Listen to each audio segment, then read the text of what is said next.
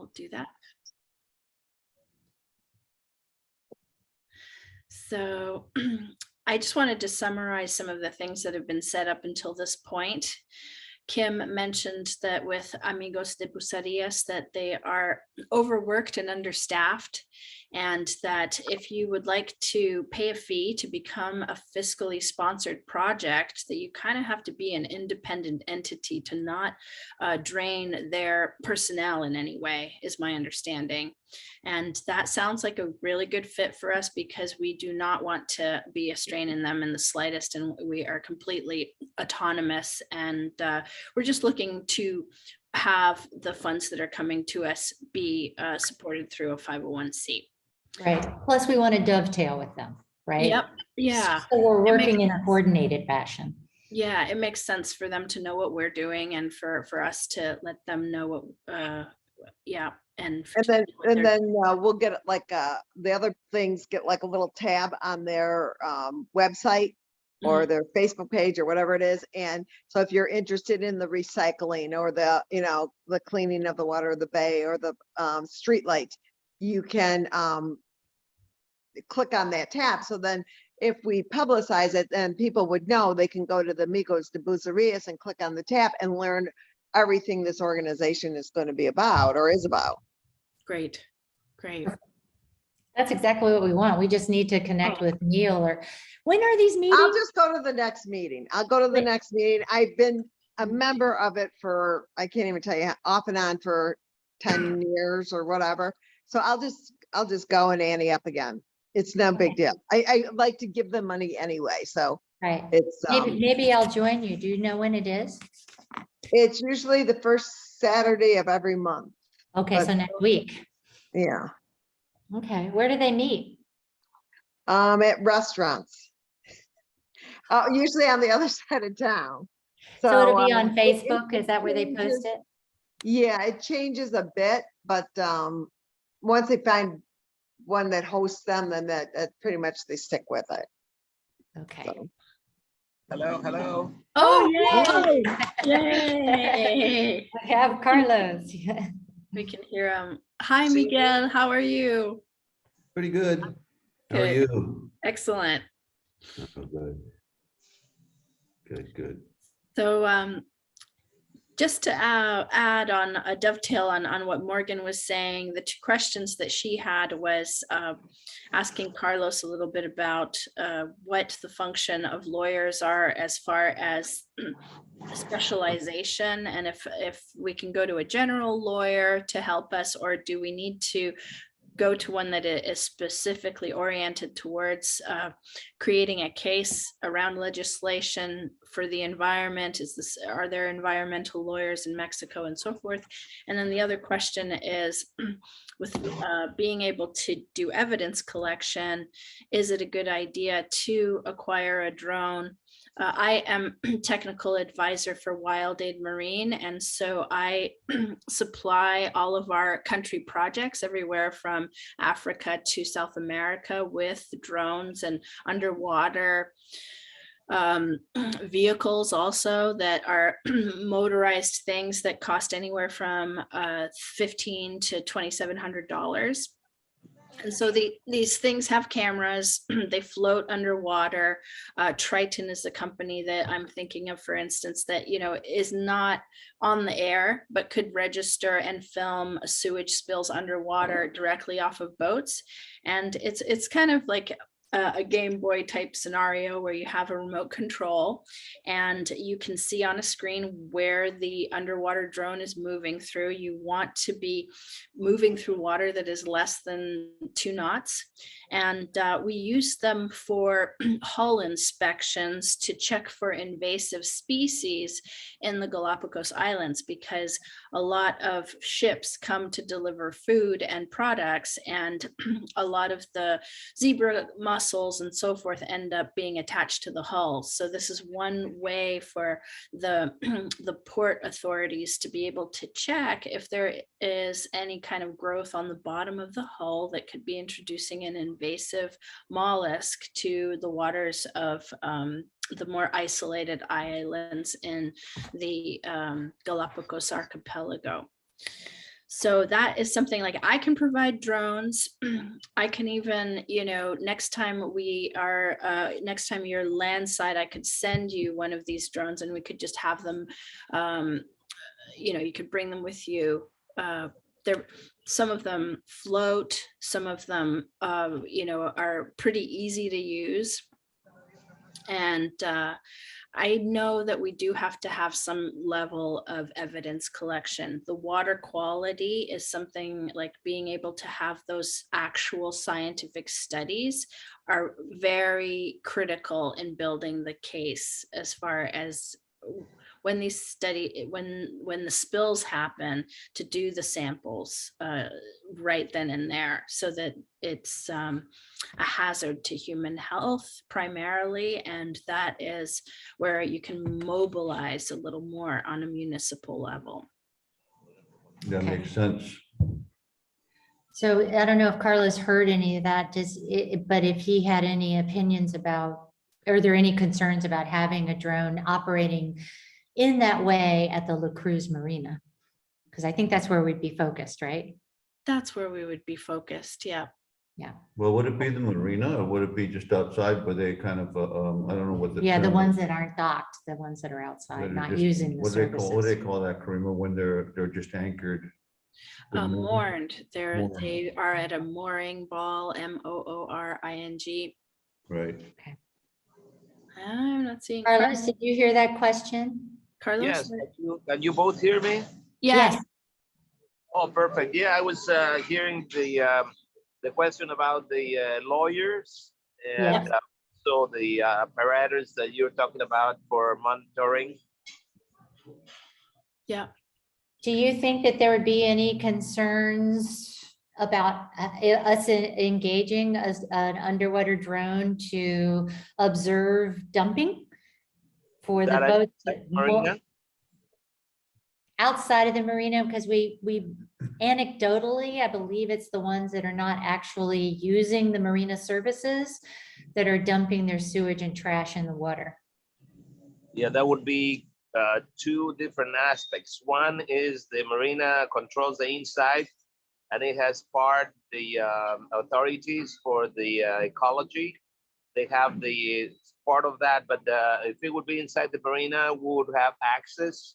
I wouldn't think that it would be restricted, but outside we would have to deal with the authorities directly, and I'm not sure about that yet. Mhm. Okay. Fair enough. Carlos, one of the things we were wondering about was as far as lawyers and legal representation in Mexico, are there specific lawyers that deal with environmental issues, or do we tend to go with a lawyer that is general and make a separate case? How do we find the right people to work with?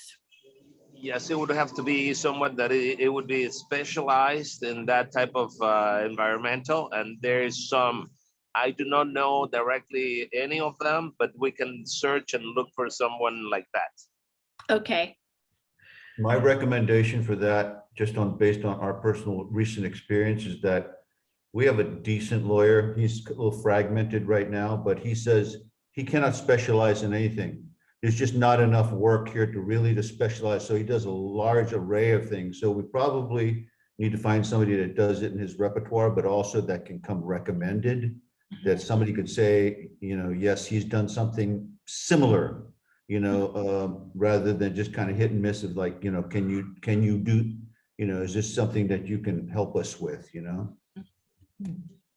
Yes, I hear that. It has to be someone perhaps that has been involved in any of the lawsuits that they have been around in the coastal, the waterways in Mexico.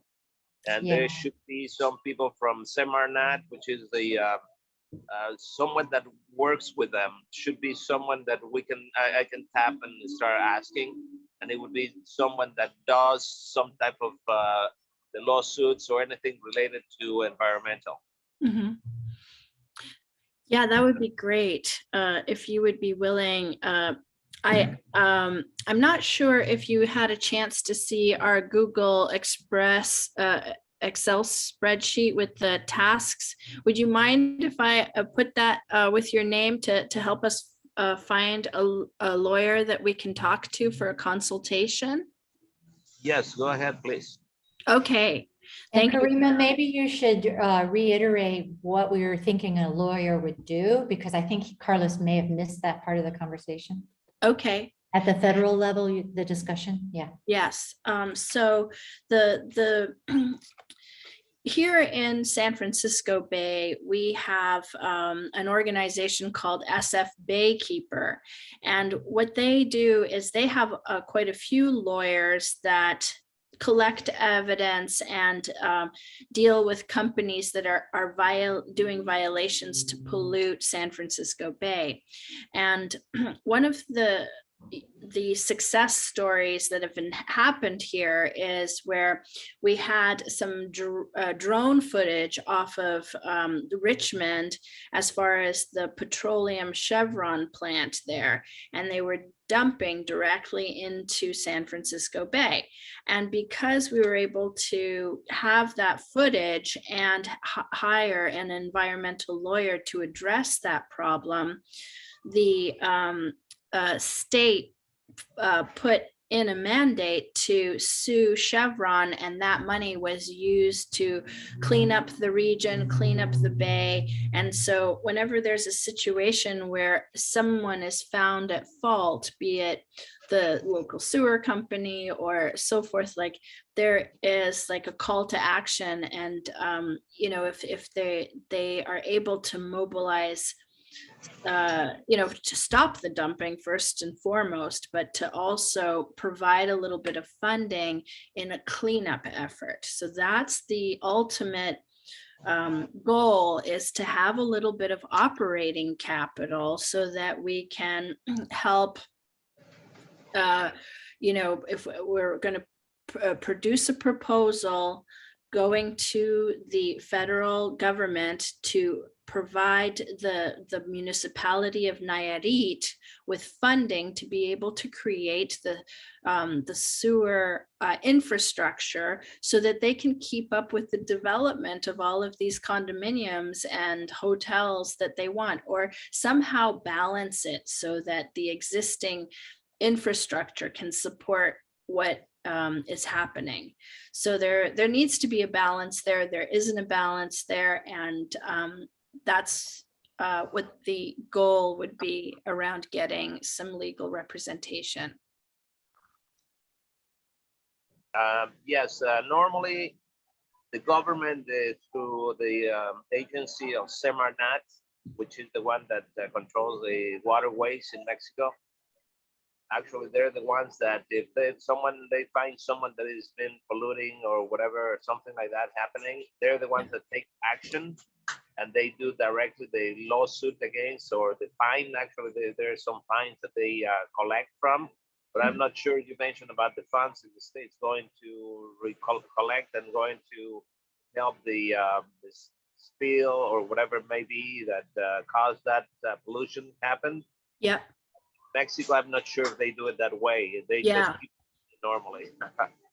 Yeah, I'm sure they don't do it the same way. And I think that that's kind of what we're trying to figure out, is like, how are they doing it? Because at this point, we're seeing that they're not doing much. And so that is the goal, because, I think that the health of the citizens should be a consideration.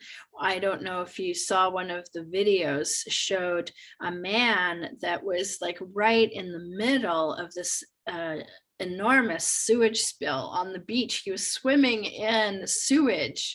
It's just unbelievable. And so that is usually happening when not that many tourists are there. They pick and choose and empty out their sewers when there isn't a lot of visibility. Probably a lot of it happens at night, Yes, and early in the morning. This year, this is, I don't know if you say this too, Kim, but this is the worst I've seen it during tourist season, the water being polluted. And can you provide me with information and where can I look at these videos, please? Yes, so Carlos, I sent you an email with this meeting invitation. In that email, there is a link to two videos that Mariana took in August of 2021.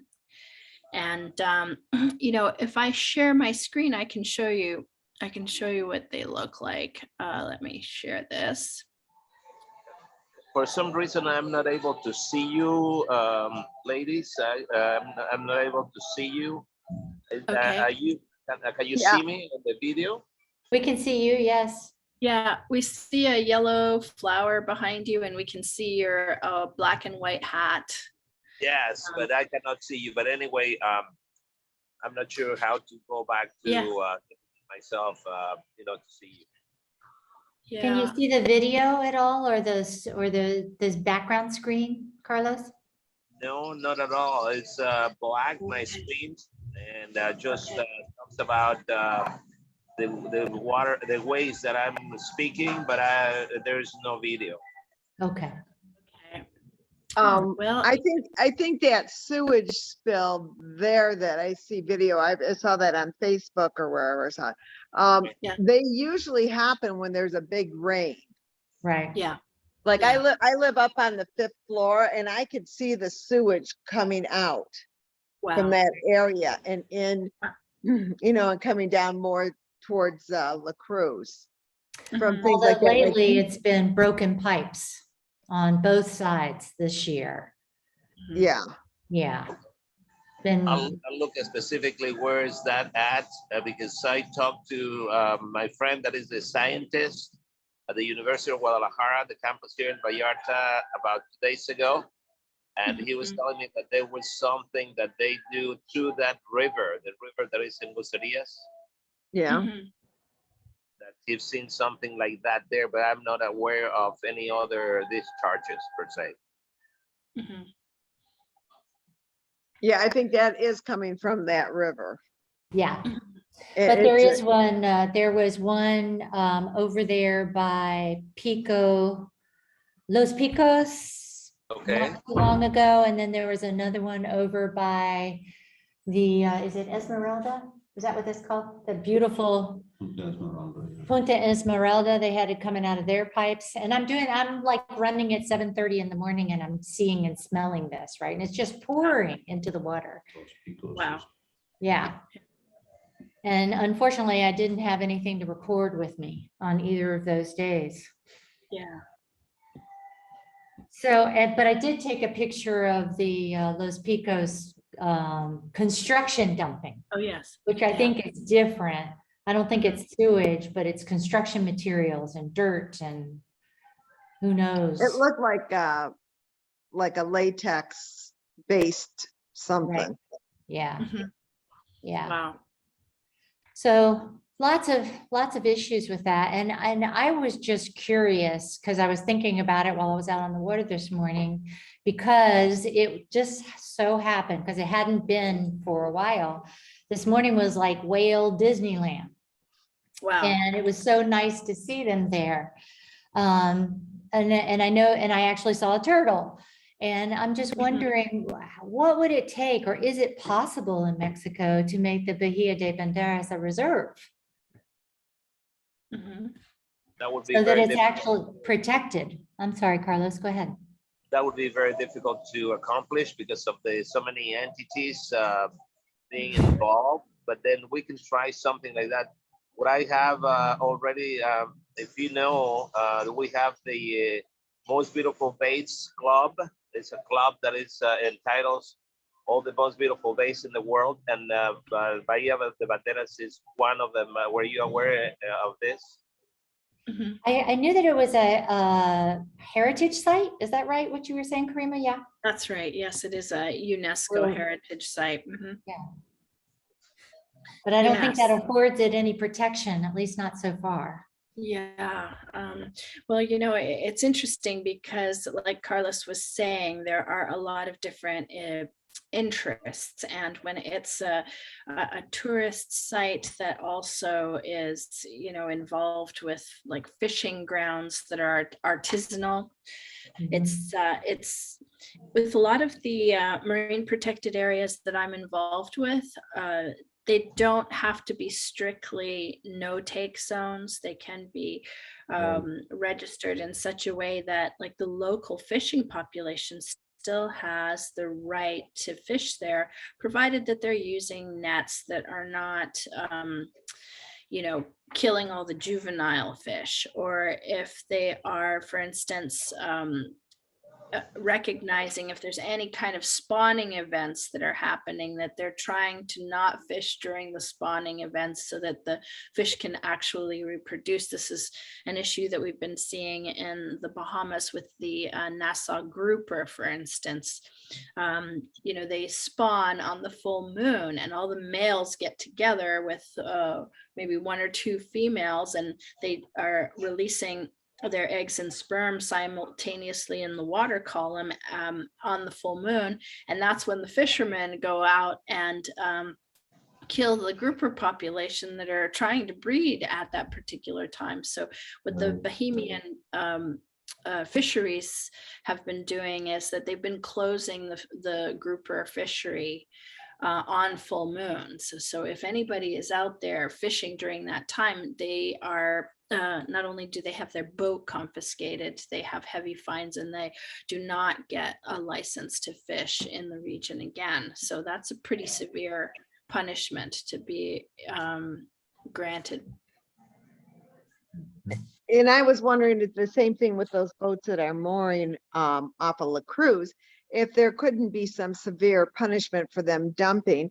They tend to go off a little bit, like further into the bay, dump, and then go back in more again. I was wondering if something could be, boats all keep those logs, if they, you know, had to be able to produce a log if enforcement came, or they went to another port, that I mean, this would have to be a huge thing, but there's got to be some accountability of these people on the boats, and they have zero accountability.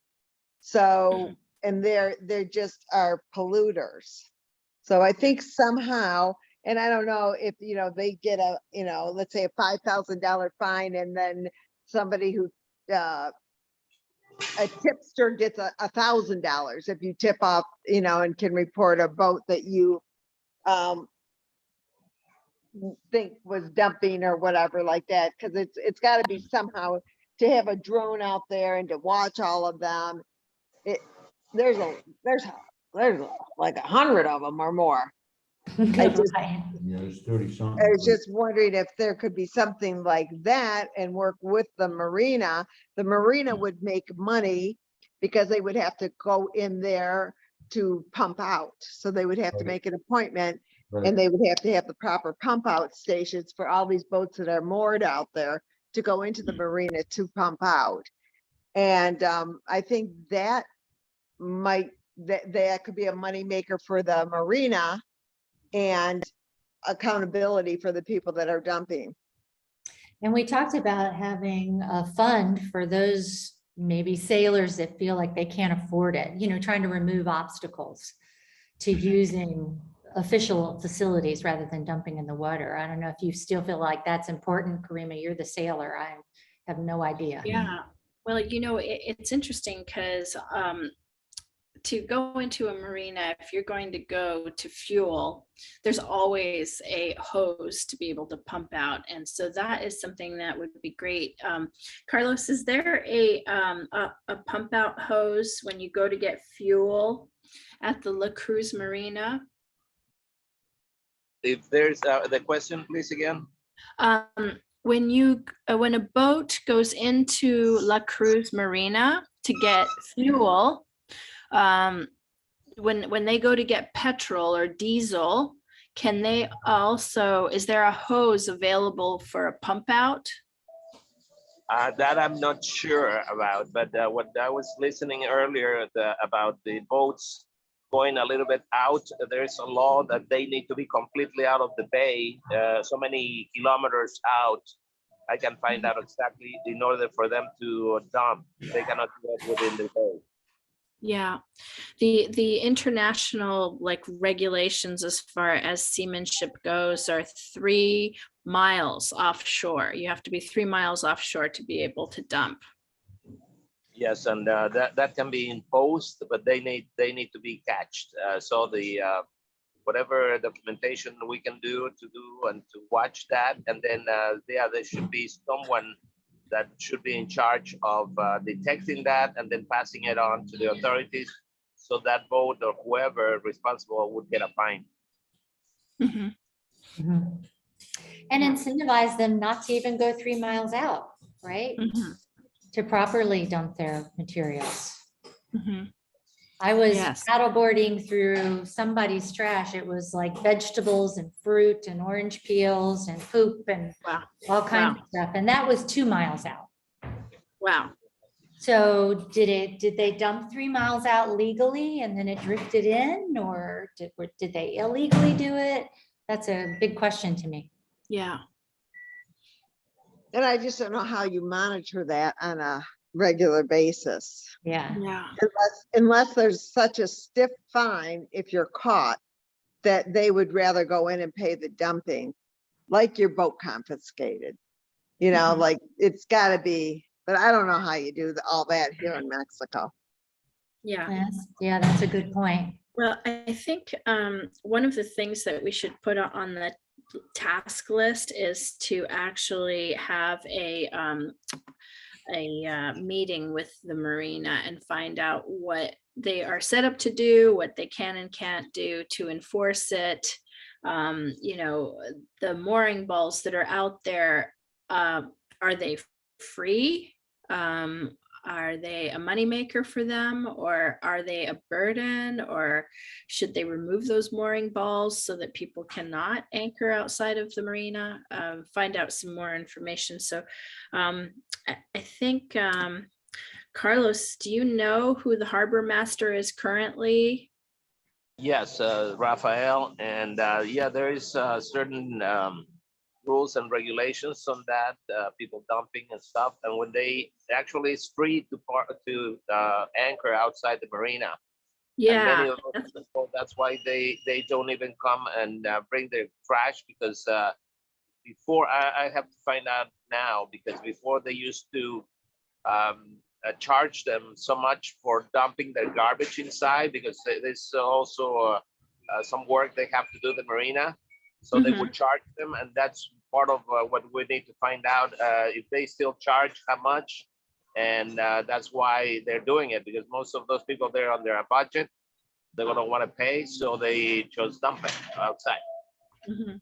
That may mean having an incentive, like it gets paid for, it gets matched or something by our organization to encourage them to come on in. Mhm. Right? Yeah, Yeah. that's something that we can do about, you know, we'll talk about it, but we Yeah. can meet the arena and find out through them exactly what they're doing and when, you know, actual information at this time. Mhm. Perfect. I can find out something this week on that perhaps, and also we can do like a formal meeting with them, and then see what we can come up with. Mhm. That great, would be Carlos. great. Yeah. That would be great, Carlos, because definitely, you know, with us not speaking Spanish, we're at a huge disadvantage, unfortunately. But yeah, your connection as far as being involved with the building and creation of this marina, really, you are worth your weight in gold, my friend. Right. Yes. And another thing, perhaps the rest of the group is not aware that what I'm trying to do also to ban suntan blocks in Mexico. Yes, tell us more. I mentioned it to Kim a little bit, what you're involved with the coral reefs and banning sunscreens. So go ahead, please tell us more. Yes, I'm working in conjunction with the University of Guadalajara, the campus here in Vallarta, with the scientists that are in charge of dictating the actual protection for the islands, the Marietas Islands, and also the anything related to the ocean. They're in charge, and the scientist that is conducting that, I had a meeting with him the day before, and they do conduct so many tests. I asked him about the pH, many other ways that they're testing the water and the quality and all that. And it's Mhm. very interesting because most of the testing that the government does is right at the beach, but they do more like in deeper waters themselves, so they know exactly the healthy part of the bay actually. He was Mhm. telling me about all that, and there's in Marietas, there is about 2 kilometers of corals that they're being protected and saved, and people have no regular people have no access to that area. So they work for 6 years now in this project, and I saw some films, some videos the day before, and it's beautiful. The coral area that they're protecting, and they're actually planting some of those corals 6 years ago, and you can see the growth and the health part of it. And it's very interesting that what they're doing, but also in conjunction, finally this year, we're going to be able to test for the effects of the suntan blocks in the water, being that in vitro per se, but Mhm. we're going to do it also very soon to be able to test some of the commercial suntan blocks, and also a product that I produce that is agreeable with the human body and with the environment, that I came up with this formula. And it's not going to be the only one, obviously, but it's for some type of demand that we're demanding that stops, like they did in Hawaii, Indonesia, Australia, and all that. Besides doing that, the actual part that we're taking upon is to ban completely suntan blocks in Mexico. Once that we come up with that testing that we're going to finish this year, I'm not sure the date, but we have a direct connection with the governor of the former governor of the state of Nayarit, Mhm. and I spoke to him about a month ago, and he is in pro of my project, but also the products that I produce. And he's gonna recommend us to go directly, once that we have the study finished, go directly to a lady that is native of this area in Nayarit, and she has a home here too in Banderas Bay. So she would be very interested, but she's the main one of the legislators for the ecological part of the government in Mexico City. Wow, that's amazing. Mhm. Yes, well, we would definitely add that to the list of things that we would be supporting, because a suntan block ban would definitely help the quality of the water column.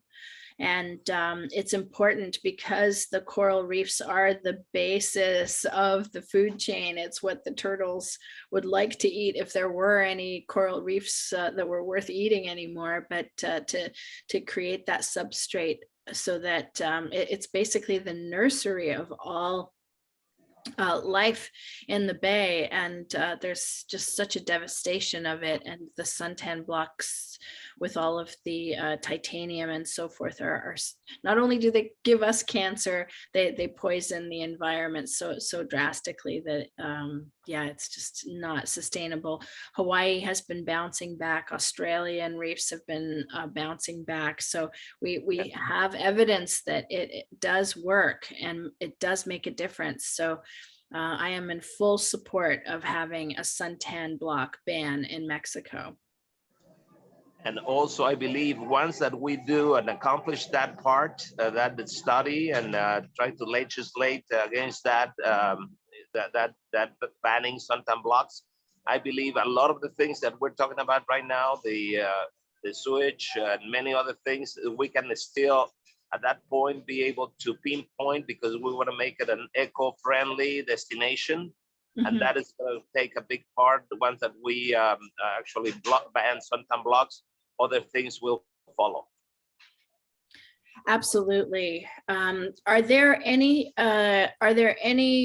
things that we can focus on as far as providing support to this, to the governor, to this meeting? Or is there anything that we could do as far as signing petitions or attending any kind of meetings that you're going to be having in the near future?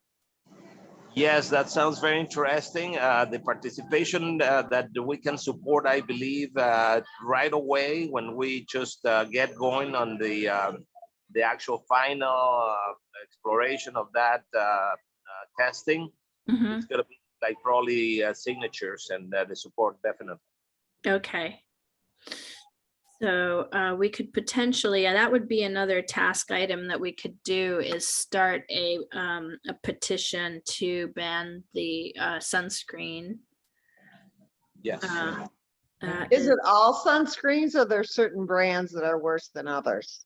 No. So it's like it's specifically the oxybenzene. Like there are the two chemicals that are added as preservatives to sunscreens, is my understanding, that were banned in Hawaii, and that that chemical is what is most damaging to the reefs. So sunscreens that do not have those two elements or anything, that, like, if they are considered reef safe, so it wouldn't be banning all sunscreens, it would be just banning the ones that have the carcinogenic chemicals, and also the chemicals that are destroying the reefs. Is that what you guys are working on, Carlos? Yes, one of them is oxybenzone. That's what they did in Hawaii. And that's the one we're gonna go after, but there's some 9 other or 8 other active ingredients in suntan blocks. You cannot go after all of them, but we can start with the oxybenzone and then be able to dictate what is best for the the bay, because it's the ones they call coral safe or ocean safe or friendly is just a myth. The titanium, and they use now the mineral, which is the zinc oxide, is heavy, go to the bottom and reach the corals anyway. And Yeah. we're not designed, the human body, the skin is not designed to drink zinc oxide through your skin. Right. Okay. Thank you for that. Yeah, I'm in 100 for whatever we can do to support that effort. That seems to align with our mission, I think. Yeah, definitely. That also makes me think about, Carlos, I don't know if you haven't had a chance to read this, Kim, you probably have, but one of Karima's ideas, because she's doing it in the Bay in California, is plant oyster beds. So we were talking about, trying to recruit some of the oyster divers to help us create new beds of oysters, because they're natural filters of the water. Yes. So have you ever, is your group doing any of that or talking about that, Carlos? Does that sound like something that would make sense as one of our initiatives? It could be, I'm not sure yet how the magnitude of this could be to implement something like that, because of my friends that they're the scientists, they do not eat oysters from the bay. So Right. definitely. They don't eat them because, yeah. Yeah, and it's interesting, because when you do have an oyster restoration project happening, those oysters are not meant for human consumption.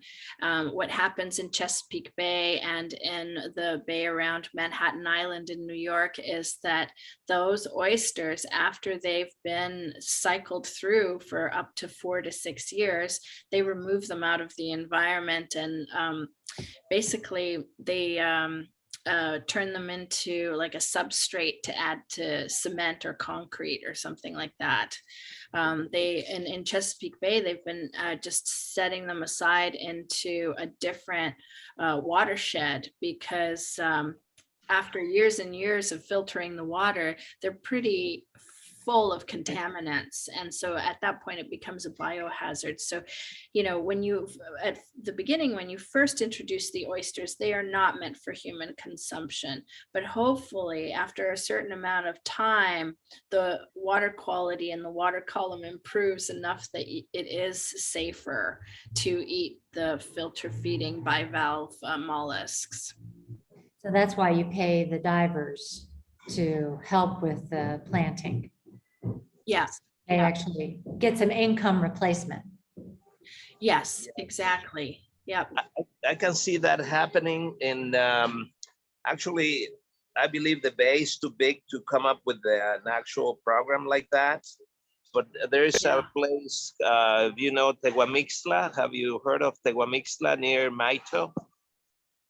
Mhm. Oh, Okay, it's at the end of the bay, going south, some ways around the bay. So going out towards where the actual coastline it starts again, Mhm. towards the end or the south part of the Jalisco state. Mhm. yeah. There's a town there that is very famous for oysters. Mhm. And they're beautiful, they're huge, they're all that. But then again, that would be a good area to start with, something like that as well. And but they have it for consumption. They're beautiful and they're delicious. But Mhm. then if we don't protect that area too, pretty soon they won't be able to eat them as well. Yeah. Yeah. Gotcha. And I'll ask my friends, the scientists, what they think about some project for the oysters for cleaning the bay. Mhm. Mhm. Okay. So Carlos, did Steve talk to you about, because he was thinking he was going to take on the water testing element of our mission? Whether we needed to how would we set up water testing in this area, right? Bucerias, La Cruz, all the Bahia de Banderas towns. But it sounds like the university in Guadalajara is already doing it. Is that correct? Yes, and I saw the different apparatus the day before, and they have pretty cool stuff that measures the temperature, the pH every half an hour. I believe they do the testing, and they're doing. Do they do E. coli testing or anything like that? No, they don't do that, but they do the water quality in the sense of the temperature, the pH, especially the pH. They're very on to the pH. Mhm. And for the pollution, that's where they detect it basically. Mhm. And also other measurements that they do, but they have two monitors, one on the south part of the bay and the other one in the north. Wow, that's awesome. Did Steve and you have a conversation about this at all? Yeah. We did some time ago, but not directly like in the past few days. But he sent me a list of different types of monitors, the actual testing that needs to be done in order to have some of the results that he wants. I believe that he's used to, Stephen. So Yeah. I started asking my friend the day before, but I Mhm. didn't have the list with me. So I'm gonna go and procure that list again, send it Okay. to my friend, and see what is exactly the testing that they do, and if we can corroborate and get the actual numbers. Mhm. Perfect. Yeah, because I could see us, we could have volunteers do the collection, right? Mm. And utilize their facilities to run the tests and certainly, of course, pay them for their expertise. Mhm. Does that sound right, Karima? Yes, definitely. Yep. There is two type of testing. What they do is in the deeper waters and around the island. And the other one that you're talking about for the water quality is one that they test, and that's done by another entity. It's not the actual ecology. Another entity, Copperfreeze, that is called. And what they do is just the measurements around the beach area where the water doesn't come higher than the knee. Your Mhm. knee is the actual level that they test, and Mhm. that's where they believe all the E. coli and all that exists, not in the deeper waters. Yep. Yep. That makes sense. Okay. Wow. Well, I wonder if you could send me an email with the copper free and the other organization that you mentioned, the Semirnat, the water waste. Severnat, the official entity for the waterways and everything to do with ecology in Mexico. Yeah, that would be great. If you could send those links over, that would be helpful. Yes, and I'm gonna meet with one of them probably next week. I'll have some time to go and visit their office and try to talk to them and see, just in general, just give them a few questions and also to see if they know any of those lawyers, ecological lawyers, if we may call them like that, if they know something about them. Oh, that would be great. Thank you, Carlos. I think that most of the tasks that we've set up are basically kind of in your wheelhouse because of your connections and also because you're a local. But yes, Kim's anything. got a big one. Yeah, anything we can do to help and support, we are definitely all willing. Fantastic. It's been a pleasure that I get connected with you, ladies and gentlemen, too. Thank And you. it's a pleasure, and I'm sure we can do wonderful things together. That sounds good. That sounds great. So what I'll do is I'll send this recording to everyone, and I'm going to add a couple of things to the task list. And maybe Kim and Morgan, we can talk a little bit about like what to do in the next couple of weeks. Okay. As far as trying to connect with Amigo de Bucerias, because it sounds like that would be a good thing. Yeah, I just Go to one looked of it their up. breakfasts. So their annual meeting is on February 5th at 9:15 in the morning. Oh, great. So sometimes it seems like it takes like a year, like you have to request to get in. So I don't know if we're at that point. You've got to have like a whole thing. But anyway, I will go there and see and Morgan, we'll go together if you want. But it's kind of like you need to present yourself with what your goals are, what you need, and what you're trying to accomplish. Okay, all right. Well, we can certainly draft something for you if you're able to go, Morgan, with Kim for February 5th. Maybe we could just work on that as a task to put Okay. together a proposal. Yeah, So- I mean, it doesn't have to be, but I think at their annual meeting, I remember somebody, they came like the month later and they said, well, you have to wait till I'm not sure what their rules are now, but I think it would be probably a good idea to try to get in. It's like the most boring meeting, because everyone has to go, every group has to go through all their stuff. It's painstakingly boring, but I think that's what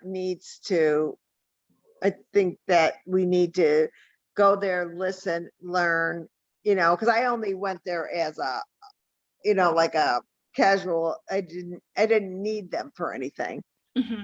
So I think it would be coming from a whole different angle, saying, would this be the good fit for us? Are they still doing that? What are they doing? Do they still have that 501c? Yeah, because that takes somebody maintaining that. And so I will definitely. Okay. So what I have, just because I know we're going over, we're at, it's 5:03 your time. So I'm just going to go over the list of tasks that I'm going to add to the list. We're going to try and set up a meeting with Rafael, the harbor master at La Cruz Marina, to figure out what type of services are currently existing for the free moored boats outside of the marina. And if there's some way to create some sort of funding or incentivizers to encourage the people to not be dumping overboard. The other thing that we were looking to do is to see what kind of lawyers that are focused around the environment that we could have a consultation with. And we want to figure out if the university can help us with getting some water sample studies of the E. coli or this copper freight organization that Carlos mentioned, to figure out like the water level that goes up to your knees where that E. coli bacteria exists, and to have some actual water sample studies so that we can figure that out. And then he also mentioned to look at this town outside of Jalisco that has a healthy wild oyster population, and see if there's some sort of an entrance point as far as encouraging them not to devastate their wild oyster population, but to create some sort of aquaculture around repopulating the oysters of that region and making sure that their water quality is good. And then Carlos, how do you spell the name of that town? Tehuamixtla is Tehua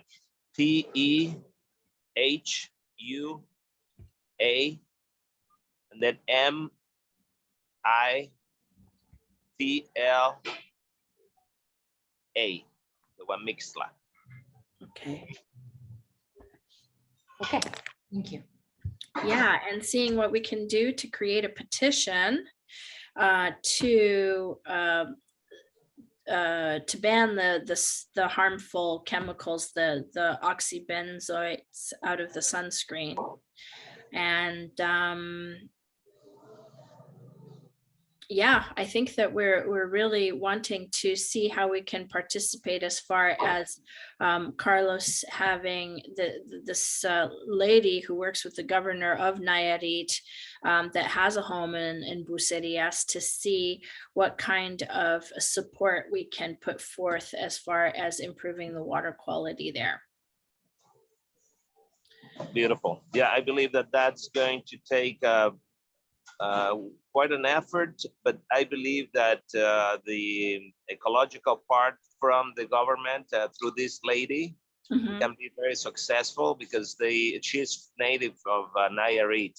mhm. And as the governor mentioned, she would be very interested. So I'm going to tap again on the contact and see if this coming month, February, I can touch base with her and start getting something going on the line of, the ecological part. Okay, that sounds great.